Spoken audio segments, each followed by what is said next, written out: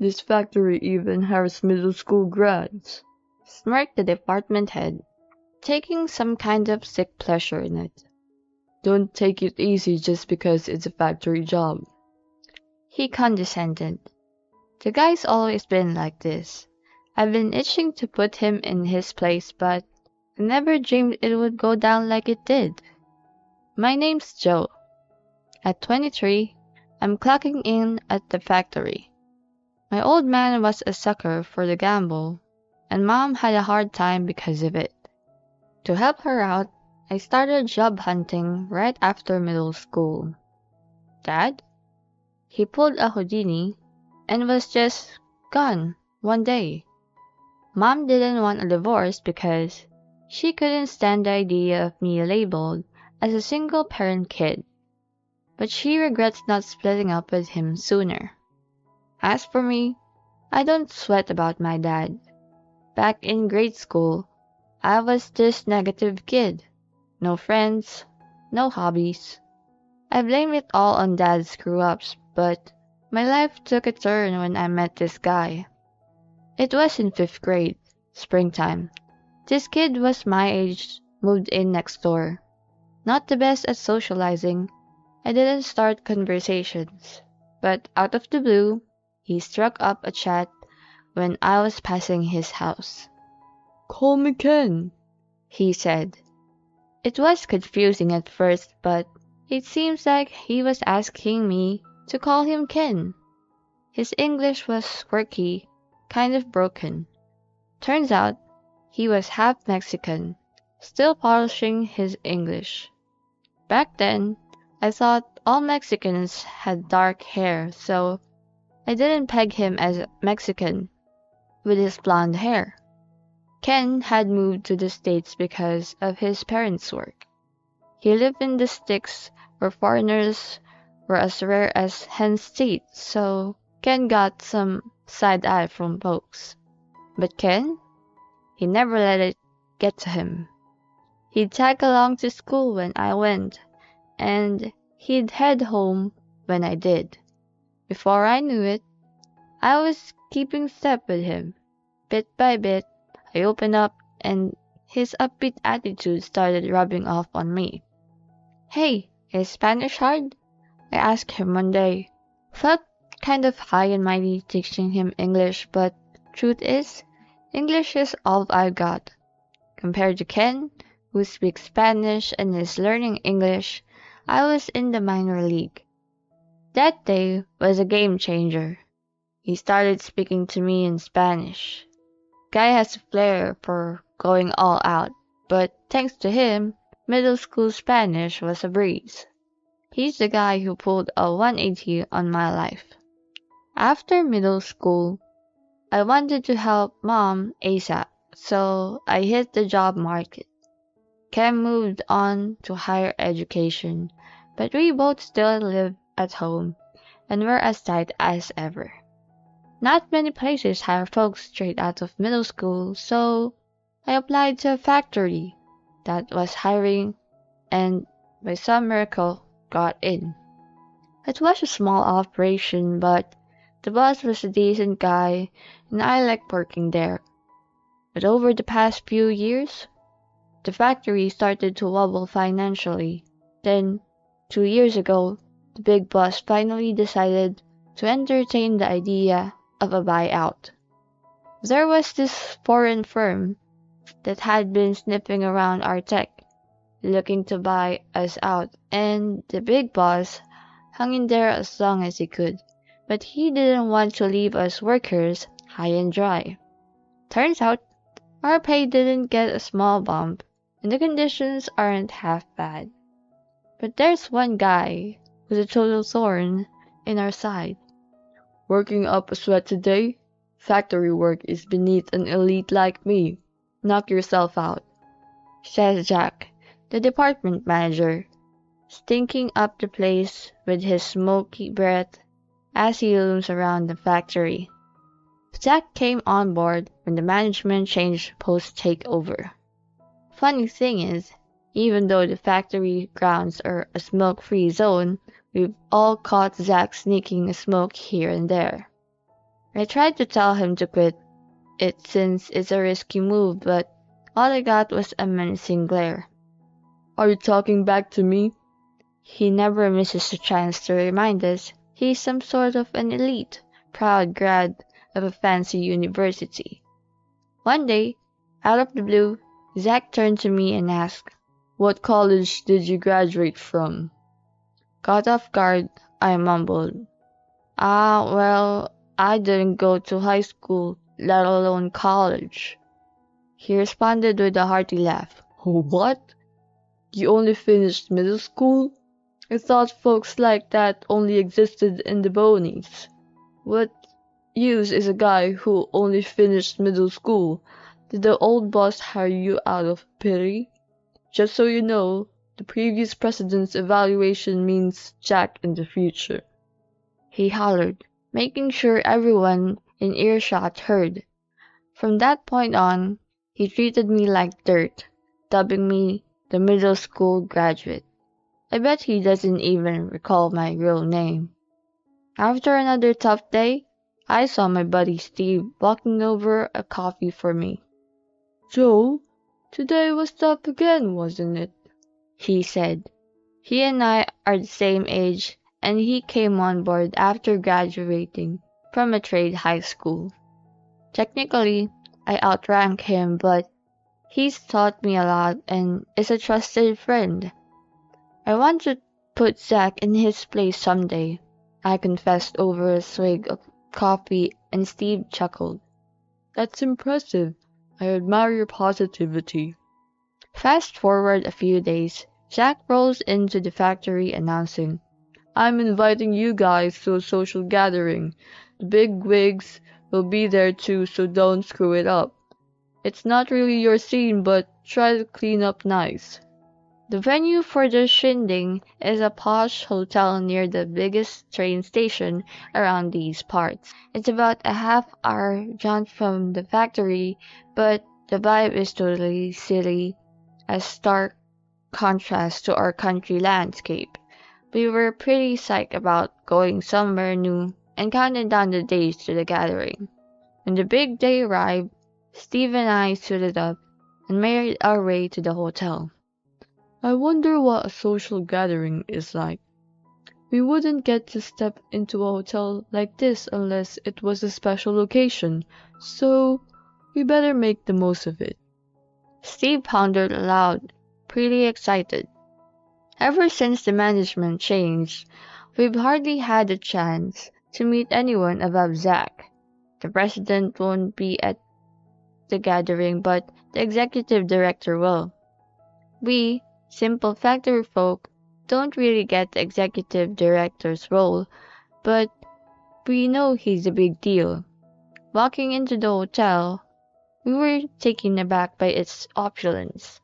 As we nervously loitered at the venue, a group of strangers walked in from the entrance. Zach ushered them in.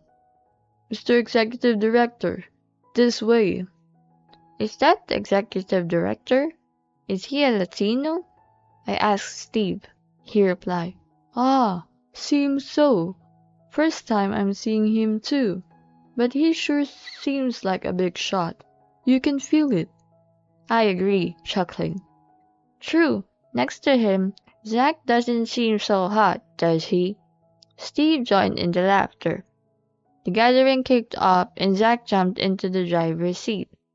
He was still harping about his illustrious education, making it clear he looked down on us, the humble factory workers. Man, he loves to hear himself talk, I muttered, already sick of his long-winded speech. Steve and the rest of the factory crew agreed. Then I noticed a guy sitting next to the foreign executive director lean over and whisper something to Zach.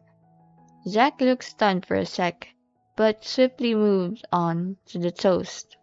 I bet he was told his speech was dragging. Steve speculated, and we all had a good laugh. After the toast, it was time to mingle and enjoy the spread, and after a while, Zach ambled over to me and quipped, Oh, even the middle school graduate made it. Your suit looks shabby. Sure, I'm not exactly a pro at rocking suits, but did he really need to be that harsh? And to label me middle school graduate even here? Feeling a bit ticked off, I snapped back at Zach.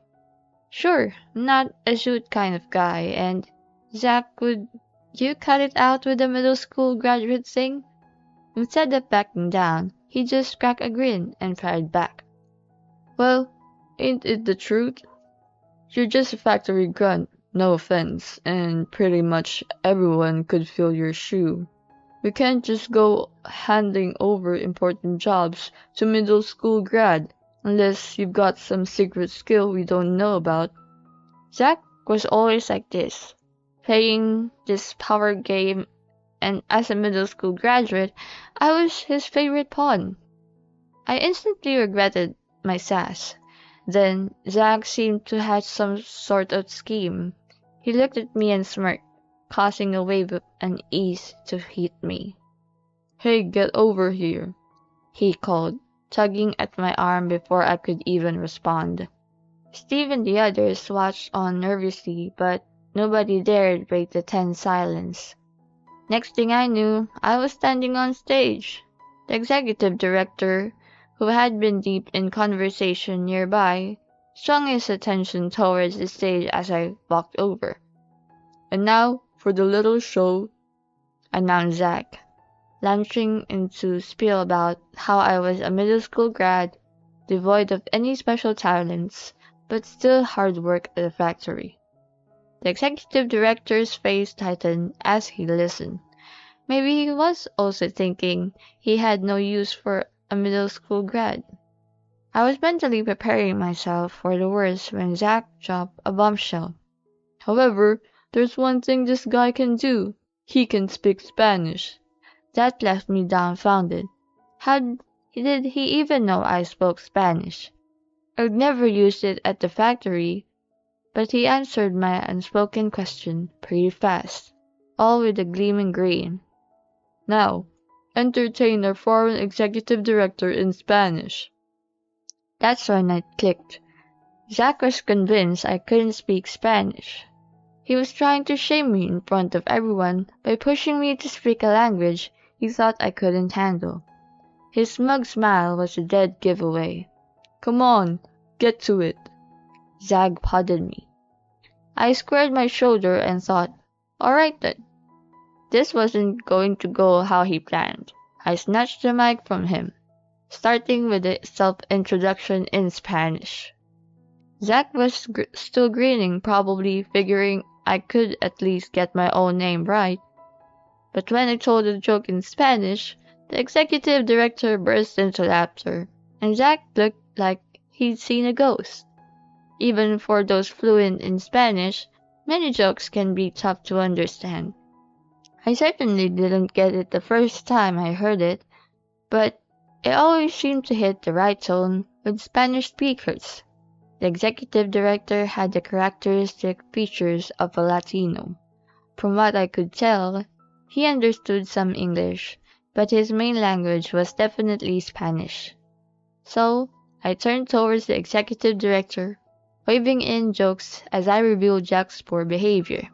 The executive director, who started off laughing, slowly changed his demeanor. I thanked everyone for their attention and passed the mic back to dumbstruck Zach. The executive director lit into Zach in Spanish. Huh? What? Zach looked lost as the executive director laid into him. So I turned to Zach and in false shocked voice asked, Zach, you don't understand Spanish? He shook his head. So, wait, you forced me to speak Spanish, a language you don't even understand, all to make a mockery of me in front of everyone? Then, I translated the executive director's words for Zach, telling him that the executive director was asking if all I'd say was true, and warning that he couldn't assure Zach's role if it was. Zach went ghostly pale. Hey, what did you tell him? He sputtered. I smirked. I just filled him in on how you belittle me for being a middle school graduate. Say anyone could do factory work, your domineering behavior, and how you've been sneaking smokes in non-smoking zones. You? Zach's eyes bored into me, just as the executive director made his way up onto the stage to confront him. The exec pulled Zach aside and hit him with a hard question.